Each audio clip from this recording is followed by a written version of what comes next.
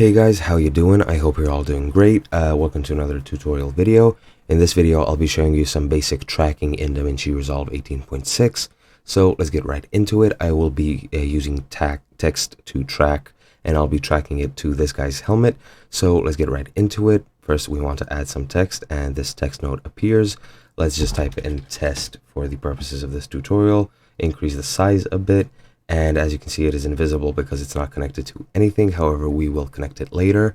What we want to do first is to add the tracker, and then to do that, just click Shift Space. It will open up the select tool. Just search for the tracker and click on the tracker, and then click Add. And now the tracker has been added.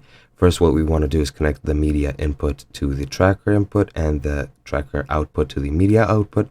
And the tracker has now been connected. Then you want to use the top left square to drag it to this guy's helmet or whatever reference point you want. You can edit the size. If the movement is more horizontal, make it horizontally longer. If it's vertical, make it more vertically tall, etc., etc. But once you've focused on that, what you want to do first is render it forwards from the point of from the selected timestamp.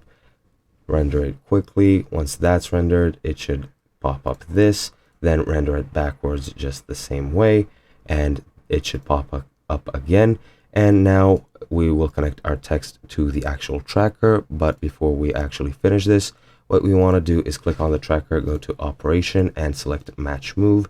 As you can see, the text has now popped up, and if I click play, as you can see, it is tracking it to this guy's helmet, and that is pretty much it.